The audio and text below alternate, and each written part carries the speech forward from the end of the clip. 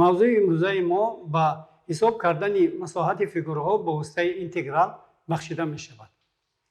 дар вақте ки дарси пештара мо гузаштем, фаҳмондем ки аз ҷадвали функсияҳои ибтидоӣ истифода бурда интегралҳоро ҳисоб кардан мумкин аст. вале масоҳати фигураҳоро ба воситаи интеграли муайян ёфтан ва ҳисоб кардан мумкин аст. мақсади дарси имрӯзаи мо ёфтани масоҳати фигураҳо ба воситаи интеграли муайян мебошад. дар давоми дарс мо якчанд масъала пешниҳод карда онҳоро барои шумо ҳал мекунем, нишон медиҳем ва мехоҳем ки шумо низ ин гуна масъалаҳоро мустақилона ҳал карда тавонед. масъалаи якум чунин аст. масоҳати трапетсияи кашхатаро ки бо тири OX хатои рости x баробари минуси 1, x баробари 2 ва параболаи y баробари 9 минус x квадрат маҳдуд шудааст, ҳисоб кунед. ин масъала дар расми оварда шуда тасвир карда шудааст. тавре ки мебинед, масоҳати фигураи номаълум бо воситаи параболаи y баробари 9 минус x квадрат ва аз поён бо тири OX аз паҳлӯҳо бо хатои рости x баробари 1, x баробари 2 маҳдуд карда шудааст. ва қисме ки мо бояд масоҳати онро ҳисоб кунем, дар расм бо хатои рахрах ҷудо карда шудааст. барои ҳисоб кардани ин масоҳат мо формулаҳо дорем ва аз рӯи формулаҳо истифода мебарем ки интеграл баробар мешавад аз минуси 1 то 2 f аз x ба ҷои f аз x мо мемонем x квадрат dx. шумо аллакай бо тарзи ёфтани функсияи ибтидоӣ шинос ҳастед. бинобар ин аз функсияи f хурд мо функсияи ибтидоӣ мегирем. ин мешавад 9x минуси x куб тақсими 3. ва дар ҳамин ҷо мо формулаи Ньютон-Лейбнисро татбиқ мекунем. ҳудуди поёни минуси 1, ҳудуди болои 2. аввал ба ифодаи додашуда қимати 2ро мегузорем. минуси 2 дар куб тақсими 3. барои ин ки ба хатогӣ роҳ надиҳед, мо таъкид карда будем ки шумо бояд дар қавс гиред ҳар як қимати додашударо. ва вақте ки қимати минуси 1ро ба ҷои x мегузорем, 9 зарби минуси 1 минуси 1 дар куб тақсими 3 мешавад. акнун ифодаҳои дохили қавсҳоро сода мекунем. вақте ки сода мекунем, 9 зарби 2 мешавад 18. 18 минуси 2 ба куб мебардорем 8 мешавад 8 тақсими 3. минус 9 ба минуси 1 зарб мезанем, мешавад минуси 9. минуси 1 агар дар куб бардорем, мешавад минуси 1. бо ин минус вақте ки зарб мешавад, инҷа мешавад плюси 1 тақсими 3. акнун қавсҳоро мекушоем. 18 минуси 8 тақсими 3 плюси 9 минуси 1 тақсими 3. 18 ҷамъи 9 мешавад 27. тарҳ мекунем. минуси 8 минуси 1 минуси 9 минуси 9 тақсими 3 мешавад минуси 3. ва бо ҳамин ҳосил мекунем 24 воҳиди квадратиро. мана воҳиди масоҳат воҳиди квадратӣ аст. яъне шумо агар ҳамин ифодаҳо бо сантиметрҳо дода шудагӣ бошанд, эси мо баробари 24 сантиметри квадратӣ мешавад. агар бо десиметрҳои квадратӣ дода шуда бошанд, масоҳат баробар мешавад ба 24 десиметри квадратӣ ва ғайра. ба масъалаи дигар мегузарем. инак масъалаи 2. дар шарҳи масъала омадааст ки масоҳати фигураи бо графики параболаҳои y баробари x квадрат ва y баробари 2x минус x квадрат инчунин тири OX маҳдудшударо ҳисоб кунед. барои ин фигураро ҳисоб кардан, масоҳати онро ёфтан, мо аз нақша истифода мебарем. дар нақшаи овардашуда графики параболаи y баробари x квадрат که شما میشناسید الکی و گرافیک پارابولای دیگری y برابر 2x مینوس x کوادرات تصویر کرده شدند. یعنی شرط مسئله طلب کرده می شود که قسمی فیگورایی که در بین این y برابر x کوادرات و y برابر 2x مینوس x کوادرات داده شده است حساب کرده شود. از نقشه معلوم است که این بریش از دو قسم عبارت است. من قسم یکمی آن رو ما با S1 و قسم دومی آن رو با S2 اشاره کردیم. بنابراین مساحتی که ما باید آن رو حساب کنیم S برابر است با S1 جمع S2. خاطر رسان میکنم که مساحت این بزرگی است که قیمت منفی نمیگیرد، یعنی همیشه مثبت است و خاصیت زیرین را صاحب است. اگر فیگورا به قسم های S1 و S2 جدا کرده شود، آنگاه مساحت فیگورا به سوم مساحت های قسم هایش یعنی به S1 جمع S2 برابر می شود. بنابراین برای یافتن حدودهای اینتگرانی ما از برابری های داده شده استفاده می بریم. ما داریم x کوادرات و y برابر 2x مینوس x کوادرات. از بس که قسمای چپی این برابری ها برابرند، یعنی اردینات های اخیله دارند، برای یافتن ابسیس های آنها ما چنین رفتار میکنیم. می نویسیم x کوادرات برابر است با 2x مینوس x کوادرات.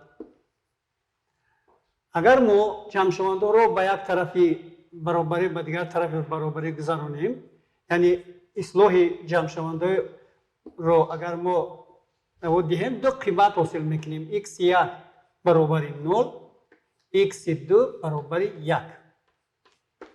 یعنی با همین ما حدودهای اینتگرانی همان رو معین کردیم. از این رو مساحت های S1 ما S1 ما برابر می شود از بس که با پارابول x کوادرات محدود است برابر می شود اینتگرال از 0 تا 1 x کوادرات dx. موافق فرمولای نیوتن لیبنیتز عمل کرده اول فونکسیای ابتدایی رو برای فونکسیای x کوادرات میابیم. بعد شرط رو میگذاریم از 0 تا 1. وقتی که حدود بالایی رو میگذاریم 1 در کوب 3 تقسیم 3 می شود. یعنی ما با همین مساحت S1 رو معین کردیم. اکنون میگذاریم با مساحت S2. طوری که از رسم میبینید، من بچه های از این بینید، طوری که از رسم میبینیم S2 برابر است با اینتگرال از 1 تا 2 از فونکسیای 2x مینوس x کوادرات برابر است اینتگرال از 1 تا 2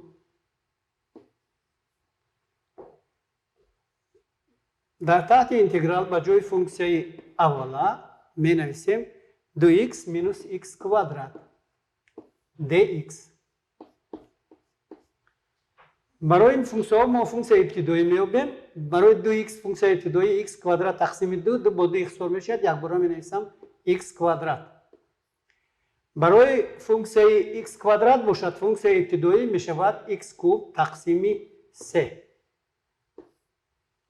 ما در اساس فرمولای نیوتن لیبنیتز حدودهای اینتگرانی را میگذاریم. حدود پایانی 1 است، حدود بالایی 2 است. بنابراین حساب میکنیم این برابر می شود اگر حدود بالایی را گذاریم 2 در کوادرات طرح 2 در کوب تقسیم 3 است.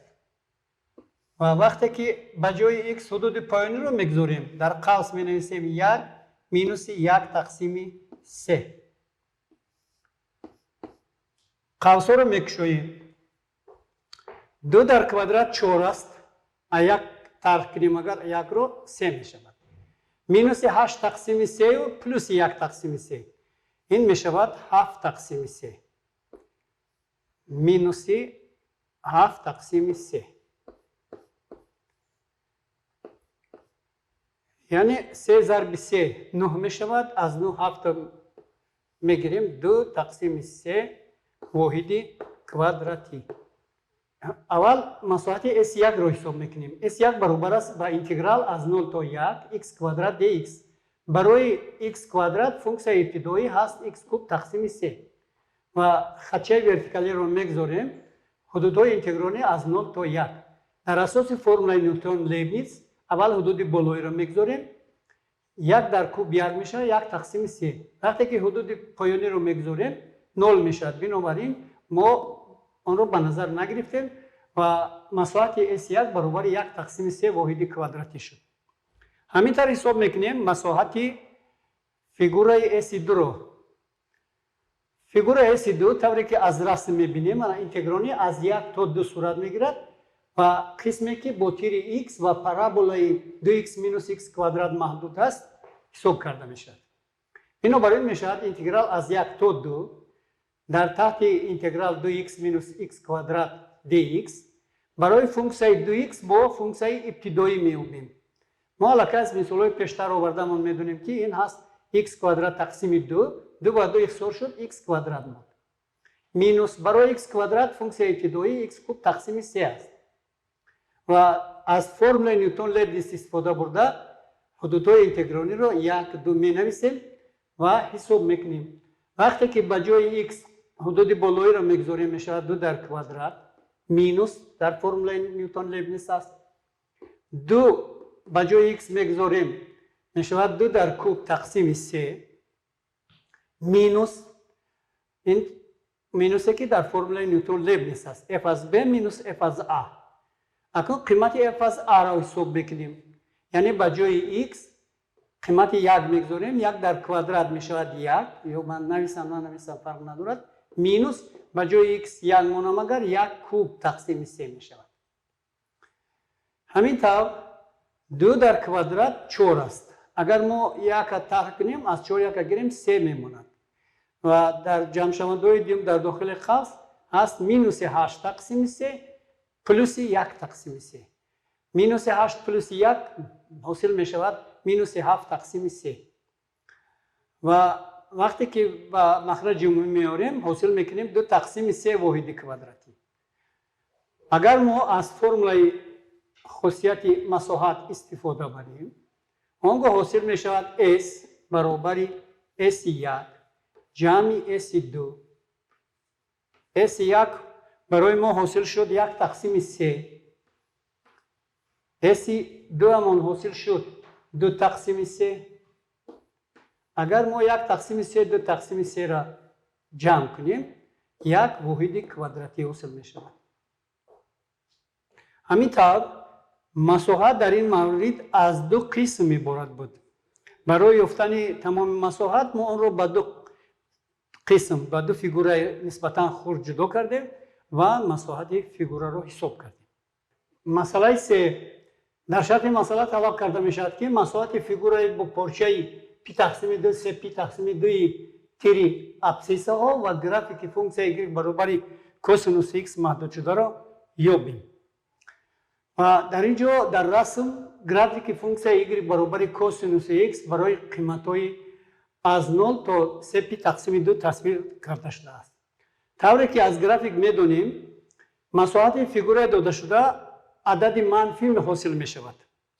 برای اینکه ما میدونیم که مساحت همیشه عدد مثبت است برای اینکه مساحت مثبت حاصل میکنیم ما مینوس کوسینوس x میگیریم و از این رو مساحت فیگور داده شده برابر می شود با انتگرال از پی تقسیم 2 تا 3 پی تقسیم 2 از مینوس کوسینوس x dx سینوس x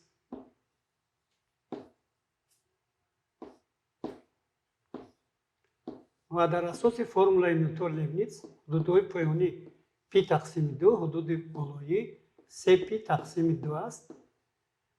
ما حاصل میکنیم مینوس سینوس 3 پی تقسیم 2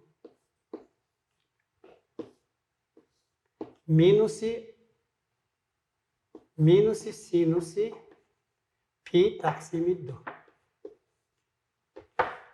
و اگر اهمیت داده باشید дар ин ҷо минуси 3 пи тақсими 2 синуси 3 пи тақсими 2 ба минуси 1 аст, баробар аст.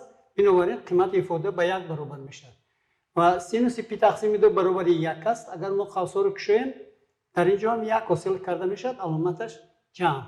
бинобар ин ҷавоби ин масъала 2 воҳиди квадратӣ мешавад. s баробар мешавад ба интеграл аз пи тақсими 2 то 3 пи тақсими 2 минус косинус x баробари dx. барои чӣ? чунки барои он ки масоҳат мусбат шавад, мо ба ҷои минус косинус x гирифтем минус косинус x ба сифати функсияи додашуда. функсияи ибтидоӣ аз минуси косинус x баробар аст ба минуси синус x ва ҳудудҳои болои поёнро мегузорем. дар асоси формулаи Ньютон Лейбниц аввал ба ҷои x ҳудуди болоӣ мегузорем. барои ҳамин мешавад минуси синуси 3 пи тақсими 2 баъд минус акнун ба ҷои x дар ифодаи додашуда қимати пи тақсими 2ро мегузорем. барои ҳамин ҳосил мешавад минуси синуси пи тақсими 2. агар ба ин ифодаҳо аҳамият дода бошем, синуси 3 пи тақсими 2 худаш баробари минуси 1 аст. во дар наздаш минус гузошта шудааст, бинобар ин ҳам қимати он ба 1 баробар мешавад. қимати синуси пи тақсими 2 баробари 1 аст. агар мо қавсро кушоем, минус ба минус зарб мешавад, ба плюс табдил меёбад ва мо ҳосил мекунем 1 ҷамъи 1 2, яъне масоҳати додашуда ба 2 воҳиди квадратӣ баробар будааст. ҳамин тавр аз мисоли охирин хулоса баровардем ки агар функсияи f дар фосилаи ab хурди баробари 0 бошад, он гоҳ дар дохили интеграл ба ҷои f минус f аз x гирифтан даркор. ин ба он мақсад аст ки масоҳат бояд қимати манфӣ қабул накунад. ва дар шарти масъалаи 4 талаб карда мешавад ки масоҳати фигураи бо параболаи y баробари 2x квадрат плюси 1 ва хати рости y баробари x плюси 3 баҳдодшударо ҳисоб кунем. дар ин маврид агар шумо аҳамият дода бошед, трапеция, мана як трапеция калон дода шудааст ва қисми бо хати рости y баробари x3 маҳдуд дода шудааст. барои ёфтани масоҳати s мо бояд аз масоҳати трапециаи калон, яъне барои s ёфтан аз масоҳати трапециаи калон s1 мегӯем вая тар кардан дар кор масоҳати трапециаи качхатаи s2ро. барои инро ёфтан аввал ҳудудҳои интегриониро бояд муайян кунем. яъне мо муодилаи ҳар ду хатро ки дар ин ҷо дода шудааст, яке аз онҳо y баробари x плюс 3 аст, дигараш y баробари x квадрат плюс 1 баробар карда ба мисли мисоли гузашта муодилаи квадратиро ҳосил мекунем. x квадрат минус x тарҳи 3 ҷамъи 1 баробари 0ро ҳосил мекунем. яъне x квадрат тарҳи 3 тарҳи 2 баробари 0. агар мо ин муодилаи квадратиро ҳал кунем, ҳалли якуми он минуси 1 мешавад, ҳалли дуюмаш бошад баробар мешавад ба 2.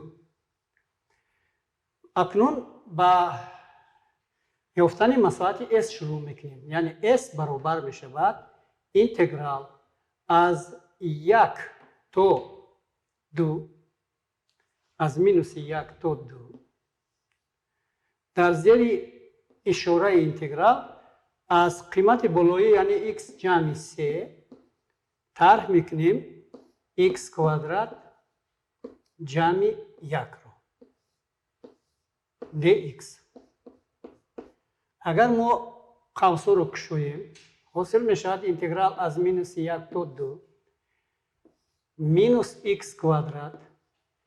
вақте ки қавс мекушоем ҷамъи x мешавад ҷамъи x 3 тарҳи 1 мешавад 2 dx. барои функсияи таҳти интегралӣ мо функсияи ибтидоияшро меёбем. баробар ба минуси x куб тақсими 3 ҷамъи x квадрат тақсими 2 ҷамъи 2x формулаи Ньютон Лейбницро татбиқ мекунем. یعنی می نویسیم حدود پایانی مینوس 1 حدود بالایی 2 اول حدود پایانی را به ifade میگذاریم می شود مینوس یک بار می نویسم 2 در کوب 8 می شود تقسیم 3 جمعی با جای x کوادرات 2 میگذارم 2 در کوادرات می شود 4 تقسیم 2 می شود جمعی با جای x 2 میمونم 2 کره 2 4 شد در قوس دوم که در فرمول نیوتن لیبنیز حاصل کرده می شود مینوس 1 را میگذارم می شود 1 تقسیم 3 جمعی با جای x اگر مینوس 1 را گذارم مینوس 1 در کوادرات برابر می شود با پلوس 1 تقسیم 2 و اگر با جای x مینوس 1 را گذارم می شود مینوس 2 برابر سودا میکنیم 4 و 2 می شود 6 با 2 جمع می شود 8 قسم های کسری رو جمع میکنیم مینوس 8 تقسیم 3 مینوس 1 تقسیم 3 این می شود مینوس 9 تقسیم 3 یا که 3 این 3 و نیم می شود طرح 3 و نیم یعنی ما حاصل میکنیم 4 از 10 5 واحد کوادراتی رو در این مورد مساحتی که ما با واسطه اس اشاره کردیم برابر بوده است به 4.5 واحد کوادراتی شما میتوانید اگر مساحت در بین دو خط کج واقع باشد میتونید از خط راست بالایی خط راست پایانی رو طرح کنید من در اینجا نقشم تصویر میکنم در نقشه نه یک گرافیک داشته است گرافیک دوم داشته است f2 از x y برابر f1 از x فرض کنید که شما از اینترول A تا B همین مساحت رو حساب کردنید من مساحت خونده شده است در این مورد شما باید فرمول زیرین رو از خاطر نبرید A B از گرافیک بالایی f2 از x در مورد ما طرح کردن کن گرافیک فونکسیون پایانی رو dx در بسیار کارهای عملی فرمولای در آخر آورده شده مددگار شما میگردد در آخر برای مستحکم کردن دانش گرفته شما مشق‌ها برای کارهای مستقلانه پیشنهاد میکنیم مشق‌ها از دو گروه عبارتند در گروه یکم نقشه ها داده شدند و باید شما در اساس این رسم‌ها مساحت تراپزهای کج‌خطه را حساب کنید حدودهای اینتگرانی معلومند در هر سه مورد فقط شما از فرمولایی که ما پیشتر واسطه مثال‌ها نشان دادیم استفاده میبرید در مثال‌های گروه دوم مساحت فیگورهای را یافتن در کار است که با واسطه پارابولا و خط راست یا که پارابولا از طرف‌ها و از پایان با طیر x محدود شدند باقی با شما برای کار آرزو میکنیم با همین درس امروزه ما با پایان میرسد خیر تا درس آینده